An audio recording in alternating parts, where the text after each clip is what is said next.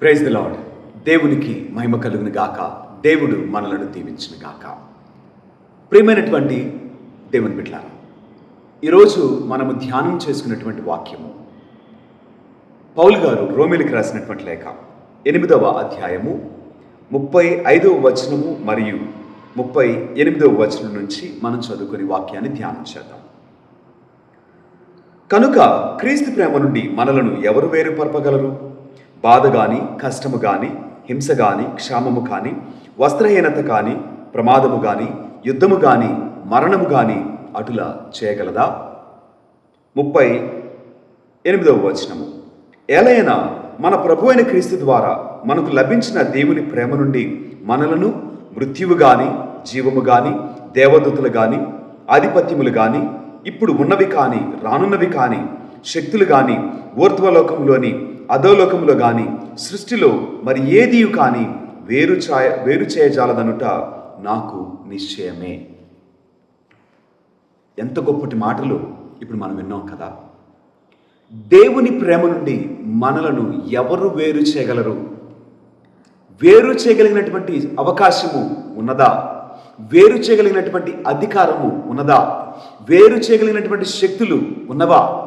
అవి ఇక ముందు కాలంలోనైనా సరే రానున్నవా అంటే అన్నిటికీ ఒకటే సమాధానము, వేరు చేయగలిగినవి ఏదీను లేదు అనుట నిశ్చయమే అని ఒక మహాభక్తుడు రాసినటువంటి బహు ఉన్నతమైనటువంటి మాటలు. మనము ప్రతి ఒక్కరము కూడా మన జీవితంలో దేవుని మహా ఉన్నతమైనటువంటి ప్రేమను ప్రతి దినము ప్రతి క్షణము అనుభవించునే ఉన్నవారము. ఆ ప్రేమను బట్టి మనము ఇంకను సజీవులముగా లెక్కలోనికి కొనబడిన వారము. అయితే ఈ ప్రేమను మనము ఎలా అర్థం చేసుకుంటున్నాం? ఈ ప్రేమకు మనము ఇచ్చేటువంటి విలువ ఎలా ఉన్నది అని ఒకసారి మనము ఆలోచించేద్దాం. ఇక్కడ వాక్యంలో ఒక ప్రశ్న, మనలను దేవుని ప్రేమ నుంచి వేరు చేయగలిగిన వారు ఉన్నారా? ఏది వేరు చేయగలదు అని చెప్తూ వివరణగా మృత్యువు గాని, క్షామము గాని, బాధ గాని, సమస్యలు గాని, శోధనలు గాని ఏది కూడా వేరు చేయజాలదు అని చెప్తున్నాడు. శక్తులు ఈ లోకంలో ఉన్నవి కానీ, రానున్న రోజుల్లో ఉన్నటువంటి శక్తులు కానీ, ఊర్ధ్వలోకము కానీ, అధోలోకము కానీ, ఎక్కడైనాను ఇప్పుడు ఉన్నవి కానీ, మరలా రానున్నవి కానీ ఏది కూడా దేవుని ప్రేమ నుండి మనలను వేరు చేయలేవు అని నిశ్చయముగా పౌలు మహాభక్తుడు చాలా ఉన్నతముగా మాట్లాడినటువంటి మాటలు. ఈ మాటలను మనం జ్ఞాపకం చేసుకుందాం. నిజముగా దేవుని ప్రేమను మనము కలిగి ఉన్నామా? దేవుని ప్రేమలోనే మనము జీవించున్నామా? ఈ ప్రేమ నుంచి ఏ రోజైనా సరే, ఎప్పుడైనా సరే దూరముగా వెళ్ళినట్లుగా నీకు అనిపించిందా?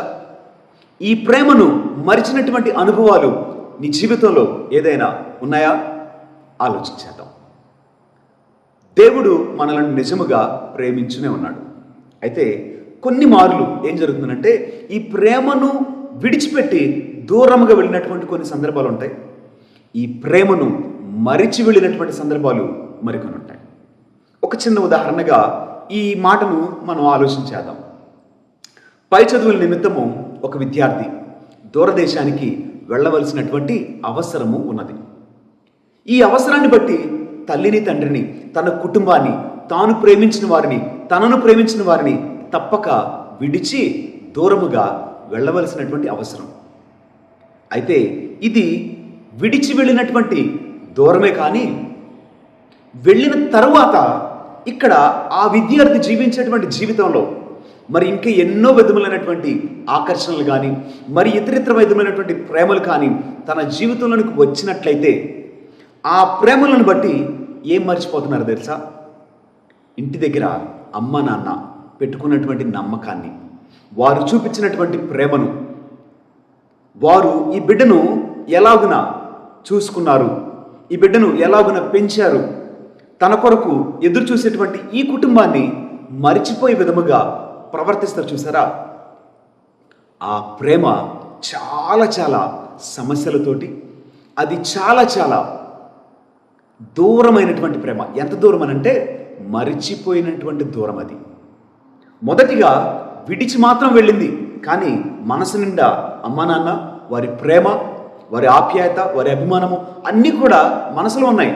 కానీ వెళ్ళిన తర్వాత అక్కడ పరిస్థితులను బట్టి మరి వేరు వేరు విధములైనటువంటి ఆకర్షణలకు, ఆశలకు, మరి స్నేహానికి, మరి ఇంకా విధమైనటువంటి ప్రేమలకు అక్కడ అలవాటు పడగా ఇక్కడ దూరముగా వచ్చినటువంటి ప్రేమను బట్టి అక్కడ ఈ ప్రేమను మరిచి మరొక విధానంలోనికి తాను వెళ్ళినట్లయితే అది ఎంత దురదృష్టకరమో.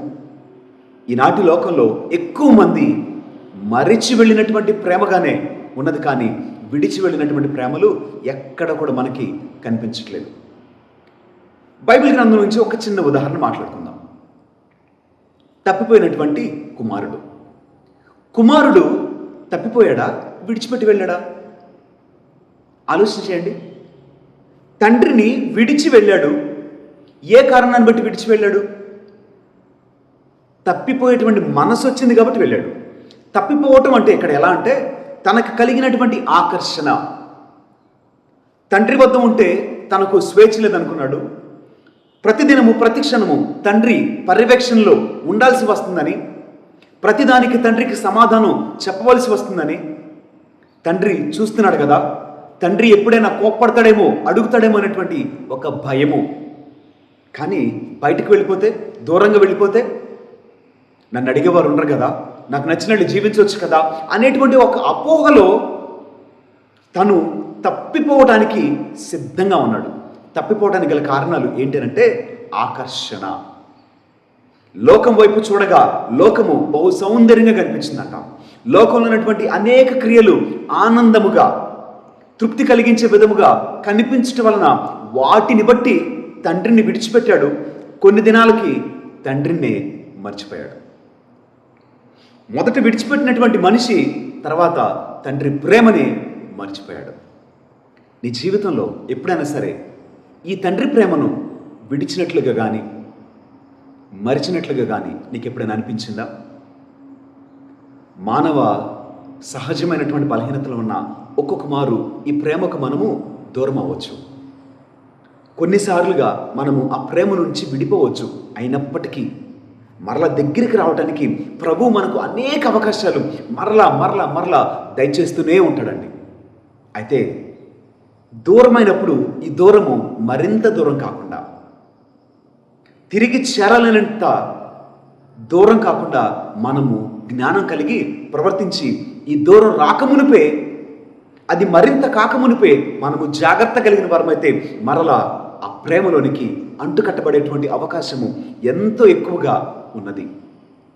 అయితే ఆ దూరం పెంచుకుంటూ నీవు ఆ బలహీనతలోనే, ఆ శోధనలోనే, ఆకర్షణలోనే, ఆశలోనే, లోకంలోనే నువ్వు ఆనందించడం మొదలు పెడితే ఇది ఎక్కడి వరకు మనల్ని తీసుకెళ్ళొచ్చునంటే తండ్రి ప్రేమను మరిచేంతగా అది మనలను మరులుగొల్పచ్చు. బైబిల్ గ్రంథంలో మరికొన్ని ఉదాహరణలు మనం చూద్దాం.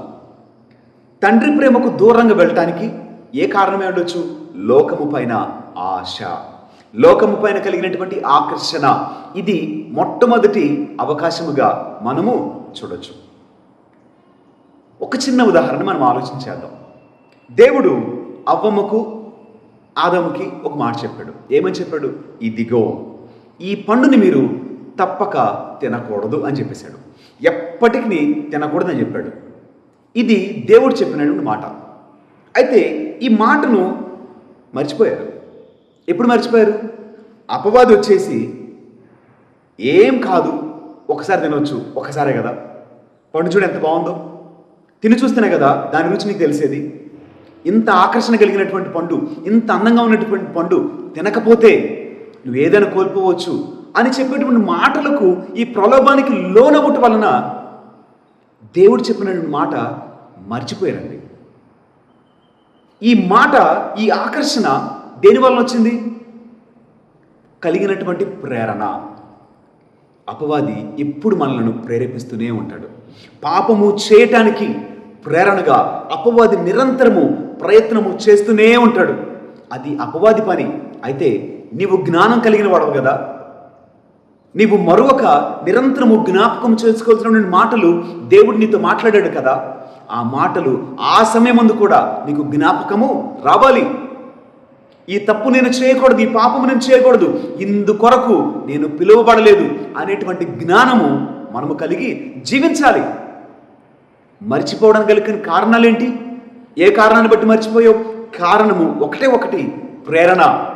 ఆ ప్రేరణ మోసకరమైనదని, ఆ ప్రేరణ మాయ అని, ఆ ప్రేరణ వలన మన జీవితము సర్వనాశనము అయిపోతుంది అనేటువంటి ఇంగిత జ్ఞానాన్ని మనము కోల్పోవటం వల్ల అపవాది వచ్చి ఏది చెబితే అపవాది మాటలు నమ్మేస్తావా? దేవుడి మాట నిజం కాదా? అపవాది మాటలే నిజమా? నిజము అనుకున్నారు కాబట్టే వెంటనే పండు తిన్నారు, పండుని కోసుకున్నారు, పండుని తిన్నారు. తినిన తర్వాత పర్యవసానం ఎలా ఉన్నదో మనకు బాగా తెలుసు. దేవుని సన్నిధి నుంచి కంప్లీట్గా దూరం అయిపోయారు. దేవుడు వారిని తన సన్నిధి నుంచి గెంటి వేసేటువంటి పరిస్థితుల్లోకి వెళ్ళిపోయారు. ఏ కారణాన్ని బట్టి? ప్రేరణకు లోనవుట వలన బట్టి, ఆ ప్రేరణ బట్టి జరిగించినటువంటి క్రియను బట్టి. ఉదాహరణకి సంసోను ఈ లోకానికి పంపబడినటువంటి కారణాలే వేరు. ఏ కారణాన్ని బట్టి సంసోను ఈ లోకానికి వచ్చాడండి? వచ్చినటువంటి కారణము ఏంటనంటే, ఇదిగో ఫిలిస్టీయుల బారి నుంచి దేవుని బిడ్డలను కాపాడుట. కానీ సంసోను మరిచిపోయాడు. ఏం మర్చిపోయాడు? తాను పంపబడినటువంటి క్రియను, తాను పంపబడినటువంటి ప్రణాళికను, తాను చేయవలసినటువంటి పనిని మరిచిన వాడై చేయకూడనివి చేయటం అలవాటు చేసుకున్నాడు. మొదటిగా తాగుడు, తర్వాత శరీరాన్ని సుఖపెట్టుట కొరకు తాను ప్రయత్నము చేయగా, ఆ ప్రయత్నములో తాను చెప్పకూడనటువంటి రహస్యములను, మర్మములను సైతము చెప్పుట వలన చివరికి ఎలాగునా ముగింపు వచ్చింది ఆయన జీవితానికి మనందరికి కూడా తెలుసు. ఒక మనిషి దేవునికి దూరం అవుటలో అవిధేయత, ఒక మనిషి దేవుని ప్రేమ నుంచి దూరం అవుటలో ఆకర్షణ, ఒక మనిషి దేవుని ప్రేమ నుంచి దూరం అవుటలో శరీరము, స్నేహితులు, లోకపరమైనటువంటి ఆలోచనలు, ఇవన్నీ కూడా ప్రయత్నాలుగానే అపవాది ఉపయోగించుకుంటూ ఉండడండి. ఈ విషయంలో దేవుని ప్రేమ నుంచి దూరం చేయడానికి యేసయ్య దగ్గరికి అపవాది వెళ్ళలేదా? యేసయ్యను సైతము శోధించలేదా? యేసయ్య వద్దకు వెళ్ళేసి యేసయ్యను శోధించగా ఆయన చెప్పినటువంటి సమాధానాలు మనకు జ్ఞాపకం రావట్లేదా? ఆయనకు తెలుసు దేవుని ప్రేమ నుంచి ఈ లోకంలో ఏది కూడా దూరము చేయలేదని యేసయ్యకు తెలుసు. ఎలాగున ఆయన తనను ఆ శోధన నుంచి తప్పించుకొని తనను తాను కాపాడుకున్నాడు. అలాగున మనం కూడా కాపాడుకున్న వారమైతే దేవుని ప్రేమ నుంచి మనలను దూరము చేయవాడు ఎవడునూ లేడు. గమనించండి, ప్రతి మనిషిని గురించి దేవుడు ఒక ఉన్నతమైనటువంటి ప్రణాళికను రచించాడండి. ఈ రచన ఎంతలా ఉంటుంది అంటే చాలా స్పష్టముగా ఉంది. ఈ మార్గము సరళంగా ఉంది. ఆయన నిన్ను ఒక మార్గము కూడా నడిపించుండగా ఆ మార్గంలో నీకు ఏమీ కాకుండా ఆయనే నిన్ను చేయి పట్టి నడిపించుకుంటూ వెళ్ళిపోతాడు. ఇది దేవుని ప్రణాళిక. అయితే మనం ఏం చేస్తాం? మన కన్ను త్రోవ తప్పి వెళ్ళింది అనుకోండి, మన అడుగులు ప్రక్కగా వెళ్ళింది అనుకోండి, వెళ్ళవలసినటువంటి ప్రయాణం ఏమైపోయింది? నీ కొరకు రచించినటువంటి ప్రణాళిక ఏమైపోయింది? ఆలోచించేద్దాం. దేవుడు నిన్ను నిక్కచ్చిగా ప్రయాణాలు తీసుకుని వెళ్తున్నాడు మార్గంలో. అయితే నీకు పక్కకు చూసావు, నీ అడుగులు పక్కకు వెళ్ళాయి. పక్కకు వెళ్ళగా మరలా నిన్నేం చేయాలి? మరలా సక్రమమైనటువంటి మార్గంలో పెట్టడానికి దేవుడు మరలా అనేక రకములైనటువంటి క్రియలు చేయాల్సి వస్తుంది. ఇశ్రాయేలు ప్రజలు దేవుడు వారిని నడిపించాలనుకున్న విధానంలో వారు వెళ్ళిపోతే సుమారుగా ఒక 11 రోజులు వెళ్ళిపోయి ఉండేవాళ్ళు. కానీ వీళ్ళు ఏం చేశారు? నోటి ద్వారా, కంటి ద్వారా, శరీరం ద్వారా, మనసు ద్వారా, ఆలోచనల ద్వారా అనేక రకాలుగా మాట్లాడటం వల్ల ప్రణాళికలో ఉన్నటువంటి ఈ 11 రోజులు పోయి 40 సంవత్సరాలు అయిపోయింది. మనందరి జీవితం కూడా అంతేనండి. దేవుడు మనల్ని కష్టపెట్టాలనుకోడు, మనల్ని శోధించాలనుకోడు, మనల్ని శ్రమలకి, బాధలకు వదిలిపెట్టాలనుకోడు.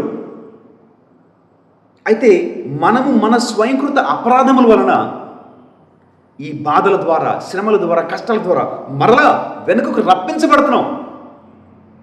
అలా కాకుండా, అయ్యా నీ చిత్తం వచ్చిన నడిపించని నువ్వు ఒక్కసారి చెప్పి చూడు. ఎలాగూ నడిపించాలో, ఎప్పుడు తీసుకువెళ్ళాలో, నిన్ను ఎలా పోషించాలో అన్నీ కూడా ఆయన చిత్తమే కదా. నడిపించేటువంటి క్రమంలో ఆయన నిన్ను చూసుకోలేడా? నిన్ను పోషించలేడా? నిన్ను నడిపించలేడా?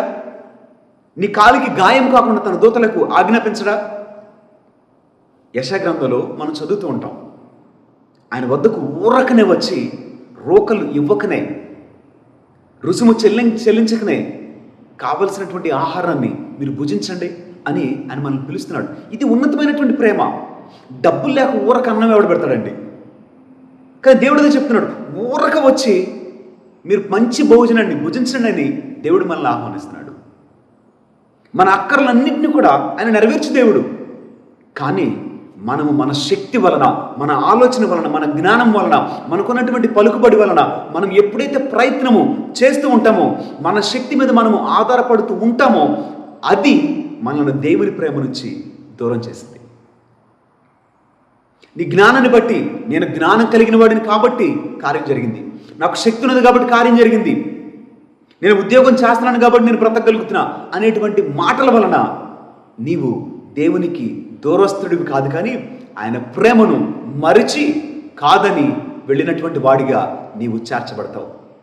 కనుక ప్రేమైనటువంటి దేవుని బిడ్డలారా, దేవుని ప్రేమ నుంచి మనలను దూరము చేయవారు ఎవరు అనంటే కేవలము నీవే, కేవలము నేనే అనేటువంటి మనస్సు నీకు తెలిసి ఉండాలి. ఆ ప్రేమ నుంచి మనలను దూరము చేయవారు నీవే. నీ ఆశని బట్టి, నీ ఆలోచనని బట్టి, నీ మనస్సుని బట్టి, నీ శరీరాన్ని బట్టి నీవే ఆ ప్రేమను కాదనుకొని, ఆ ప్రేమను వద్దనుకొని, ఆ ప్రేమను వ్యతిరేకించి తిరస్కరించి నీవే దూరముగా జరుగుచున్నావు. జరుగుటకు ఒకటే ఒక కారణము, ప్రలోభానికి నువ్వు లోనయ్యావు. లోకాన్ని బట్టి, ఆకర్షణలు బట్టి, ఆశలను బట్టి, ఆలోచనలు బట్టి నువ్వు లోనయ్యావు. కాబట్టి ఆ ప్రేమను నీవే కాదనుకున్నావు, ఆ ప్రేమను నీవే వద్దనుకున్నావు. దూరముగా వెళ్ళినప్పటికీ ప్రేమ మరలా వెనుకకు పిలవాలని ప్రయత్నము చేసినా నీవు బలహీనుడు అయ్యావు కాబట్టి, బానిసవు అయ్యావు కాబట్టి, ఆ బలహీనతలోనే నీవు మరణించడానికి సిద్ధమయ్యావు కాబట్టి నీవు ప్రేమను మరిచిన వాడవు, ప్రేమను దూరము చేసుకునేటువంటి వాడవుగా నీవు మార్చబడుతున్నావు. ఈ పరిస్థితుల్లోనికి వెళ్ళకముందే కనువిప్పు కలిగి ప్రేమలోనికి తిరిగి వద్దాం, మరలా అంటుకట్టుబడదాం. ఆ ప్రేమ నుంచి నన్ను ఏదియు వేరు చేయలేదు అనేటువంటి ఒక ఘనమైనటువంటి నిర్ణయానికి, తీర్మానంలోనికి మనము రాగలుగుటకు దేవుని కృపను మనకు దయచేయమని ప్రార్థన చేద్దాం. దేవుడు మనలను దీవించును గాక. ఆమేన్.